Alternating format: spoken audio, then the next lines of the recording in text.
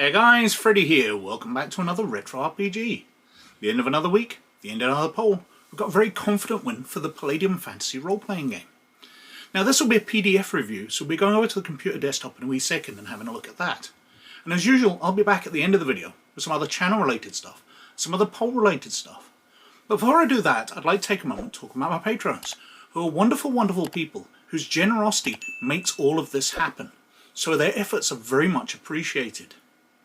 Now if you'd like to join them and help support the channel, and I sure wish you would, or you'd like to see these videos a week early, or you'd like to see one of the other levels of patronage we've got, there's a Patreon in the description down below. If you check it out, it'd be very much appreciated.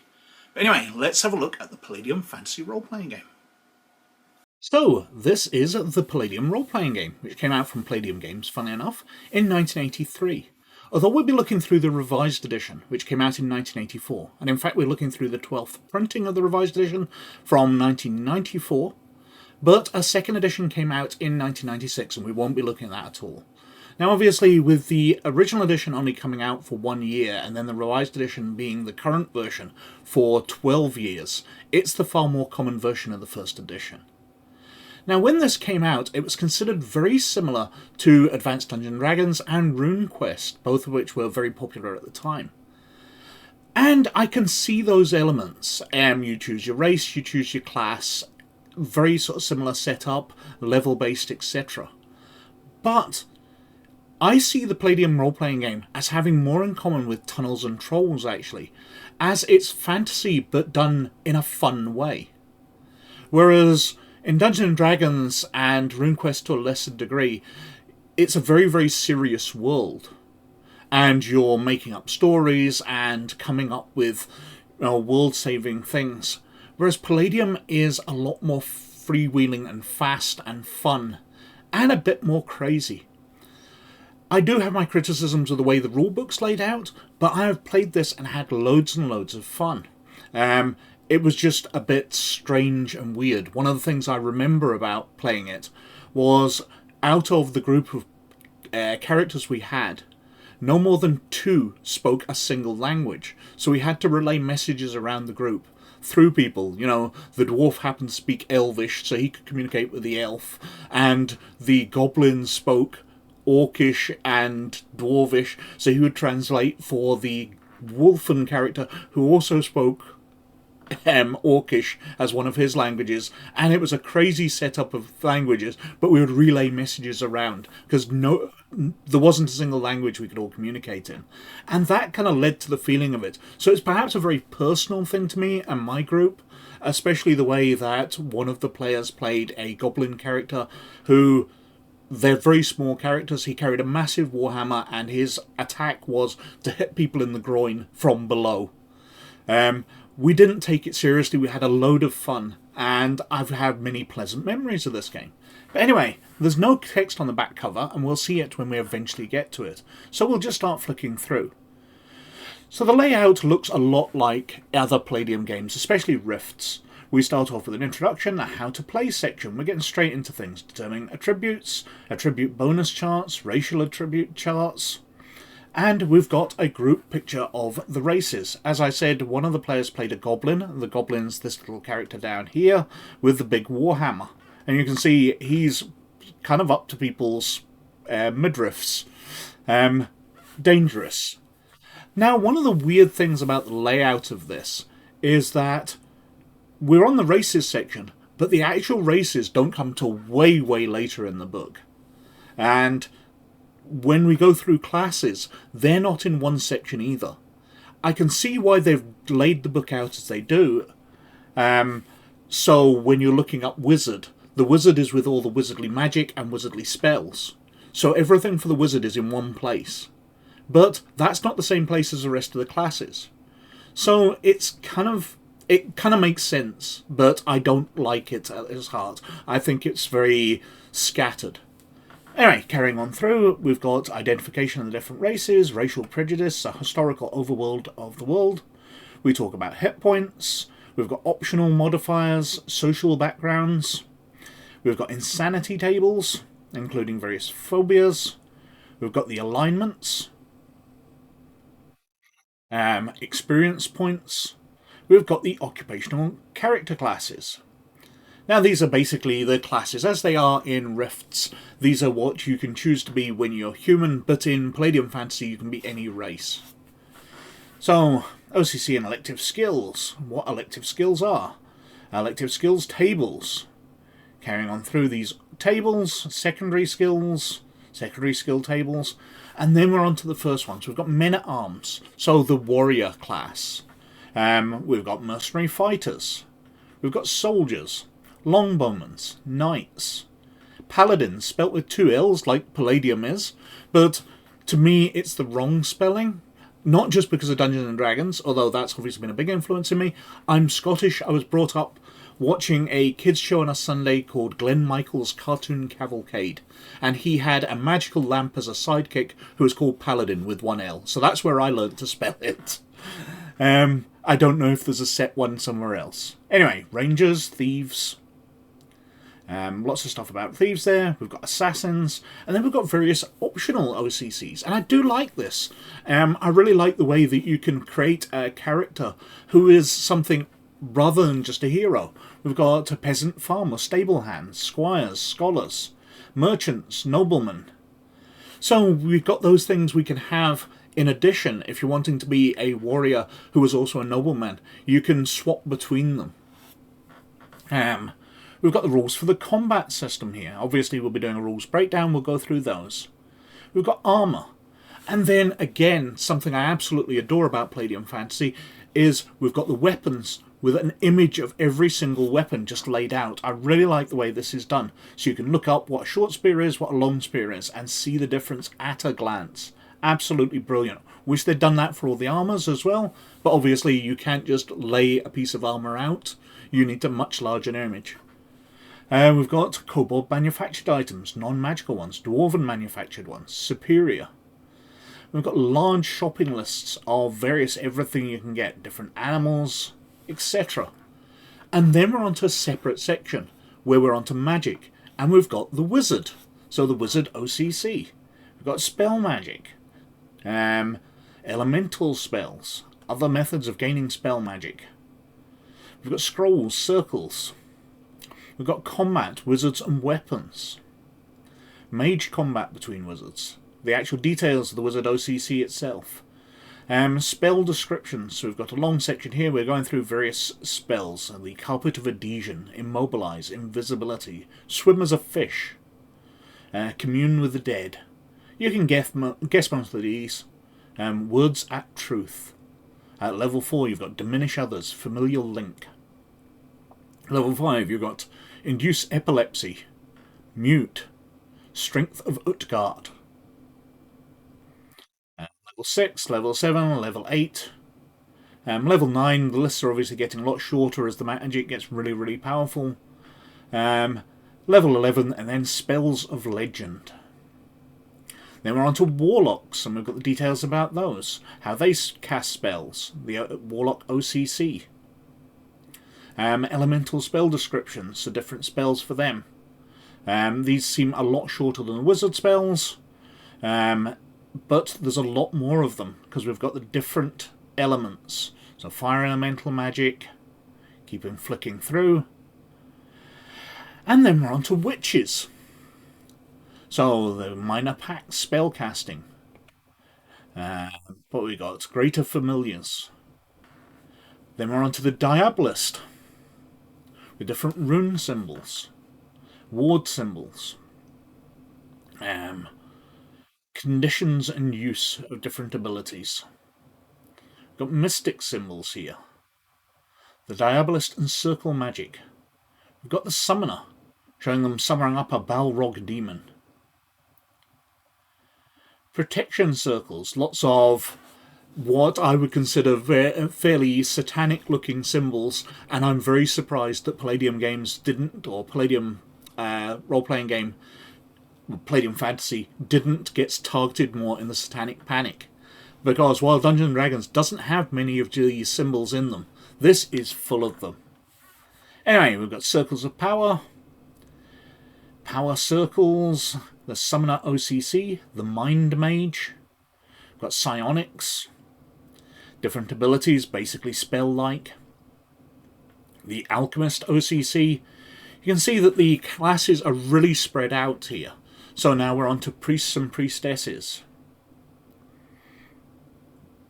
druids, shamans, healers. Then we're detailing out religions, specific cults. Kirky the rat god. I like the sound of him. Gods themselves, the Pantheon of Dragonrite, Cult of Chantico, Pantheon of Rurga. So there's lots of different gods spread across the continent, and we've got images here of someone set in Anubis, Ammon. The Pantheon of Ra, gods of the sun and jungles. They're onto a section on demons and devils. So we've got gargoyles and gurgoyles, that is quite common in Palladium games. Ghouls, the Labasu, Shedim, Balrogs, the Jinn, Rakshasa. Lots of different types of demons, and then a similar large list of different devils. And then, and we're on page 187, we mentioned the races at the start, but now we come on to the section which describes the races. Now, this seems really weird layout to me. In a standard role-playing game, you generally would be choosing what race you want to be and then how you're going to be classed as that. Oh yeah, I fancy playing an elf this time.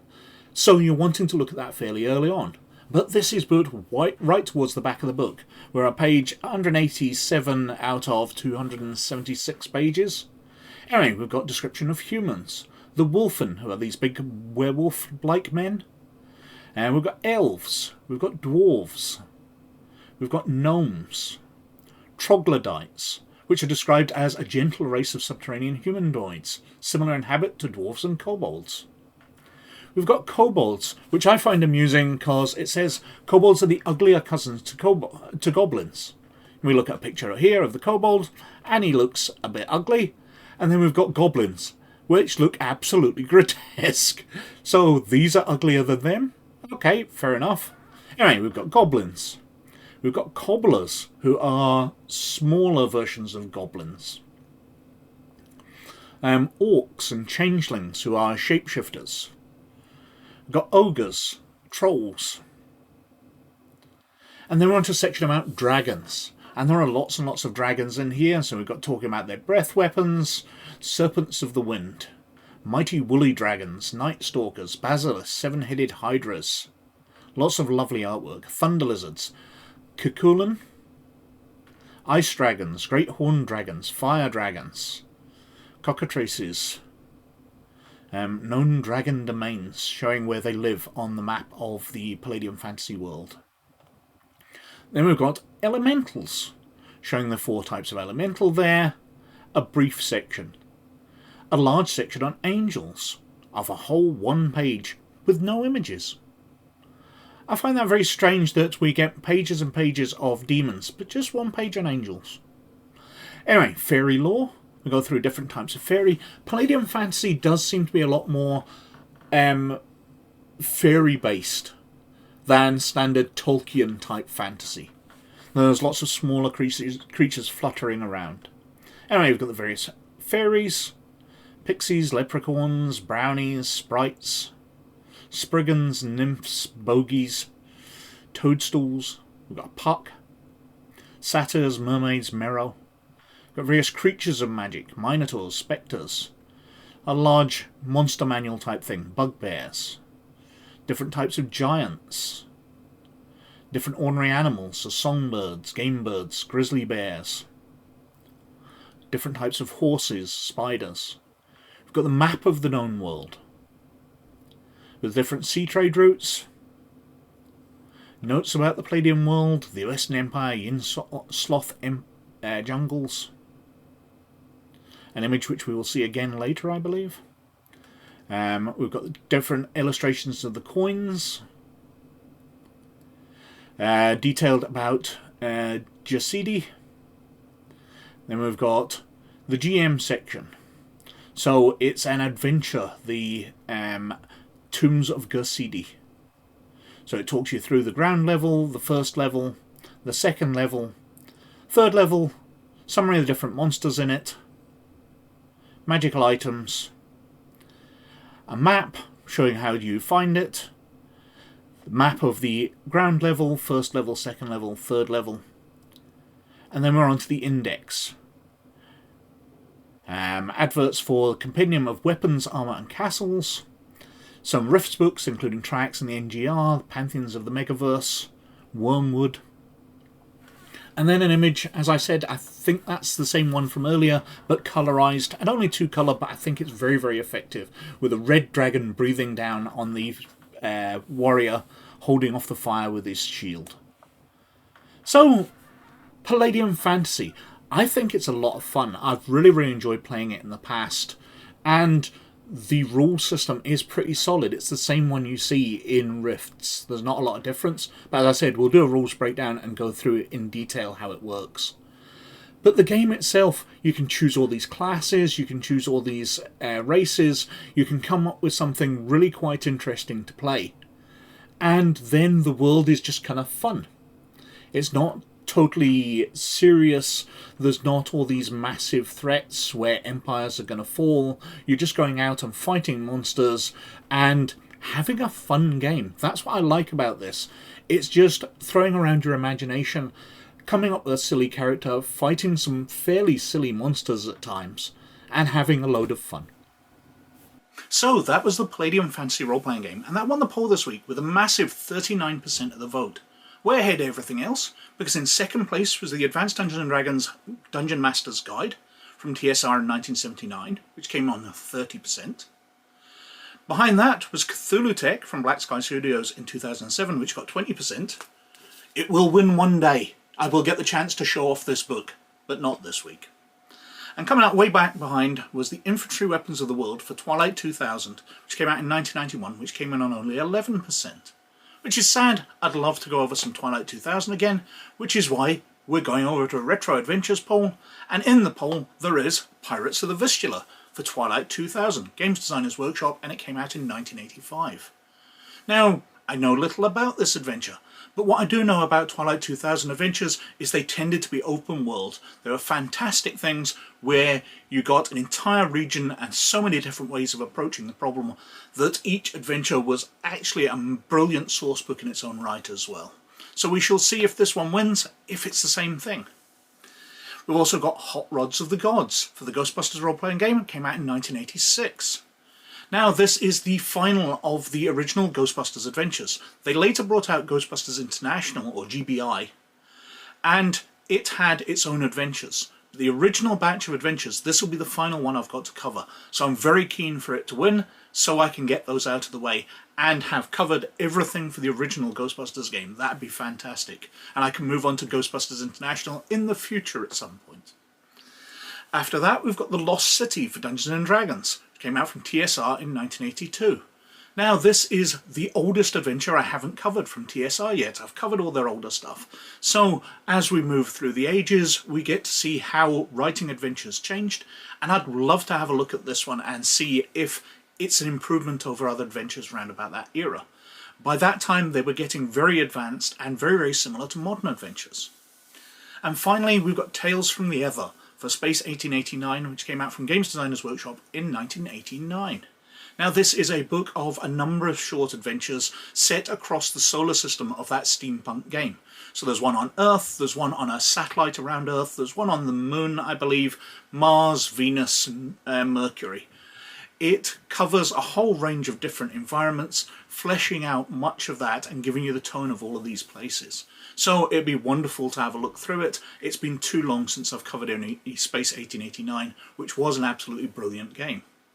Anyway, it's now in your hands. Which of those four is going to win? What else have I been up to? Well, I'm still releasing stuff on DriveThruRPG. I've had some new ideas. We're bubbling around things as we're leading up to Christmas. I've been writing some adventures, so they should be coming out soon. So if you check out the DriveThruRPG link in the description down below, you can see what I've been writing. And even if you don't buy something of mine, if you click on that link, then I will get some support to the channel from anything you buy through DriveThruRPG. And over on RPGgamer.org, well, we've just finished off the Knights of the Old Republic War series, And we're moving on to more modern stuff because the series Skeleton Crew has just started. Now, as I usually do, I'll be reviewing those as they're released each week, but I won't be doing the stats until the end of the season, because obviously characters can change, new things can be discovered about them, so I won't bother doing that until we know everything we know this season.